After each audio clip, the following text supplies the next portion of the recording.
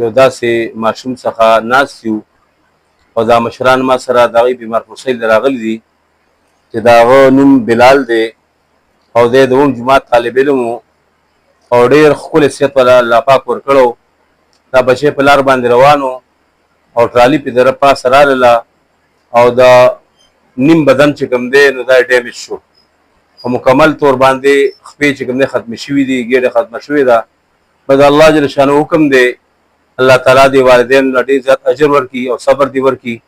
او چې کوم خلکو دوی سره په دې کې تعاون کړی دی الله تعالی دې هغوی له اجر ورکړي چې ماشاءالله دا ماشوم الله پاک فضل چې ژوندی دی او د علاج شروع دی.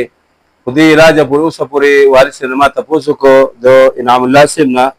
نو دوی ما ته وویل چې په دې علاج باندې تقریبا مونږ 33 लाख روپۍ اوسه پورې ولګېدې. د دوی تعلق د بړکرام سره دی او غریبانان خلک دی، مزدورکار خلک دی او دا بچی داسې مرګ حال بیمار دی. زموږ د ټولو مسلمانانو دا ذمهداري ده، دا زموږ فریضه ده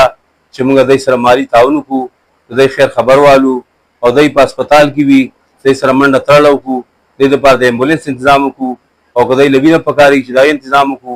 او د دوی په دوايانو باندې څومره پیسې لګي ځکه 2 پیرې چې کوم د دوی صحت کارت دی پیشنهاد کارت کې هغه بیلنس 4 लाख روپۍ نو هغه هم ختم شو او دا شان په دوی باندې چې کوم دی نو 25 लाख روپۍ نورې نغدې ولګېدې. اوس د دوی څه وضعیت نشته او د دې ماشوم دا علاج چې کوم دی دا جاري ساتل پکار دي. انشاءالله تعالی الله پاک پې جوړ کړي. د مور پلار هم ډېر لوی محنت وکړو، ډاکټرانو د الله پاک د خیر ورکړي هغه هم ډېر محنت وکړو او د دې محلې چې کوم مشران ما سره ناست دي نو دوی د خپل تن مندن قرباني وکړه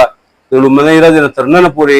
د دې بچي خیر خبره لي او دوی سره هر قسمه چې کوم دی نو هغه تعاون کوي. نو زه دا درخواست کوم ټولو مسلمانانو ته چې چونکې دا وړوکی بچی دی ډېر ښکلی صحت والا الله ورکړی او دا زموږ د ټول مسلمانانو ذمهداري ده چې په دغې حادثه او په دې غم کې موږ انعام الله صاحب سره خپل ځان شریک کړو، د دې بچي د صحت لپاره دعاګانې وغواړو او دوی سره مالي تعاون وکړو. د دوی د پیسه نمبر تاسو ته موږ رالیږو. د تاسو نه توقع لرم چې تاسو په هر سخت وخت کې موږ سره مدد کړی دی نو په دغې کار خیر کې به انشاءالله موږ سره مالي تعاون کوئ. ډېر زیاته مهرباني. السلام علیکم ورحمة الله وبرکاته.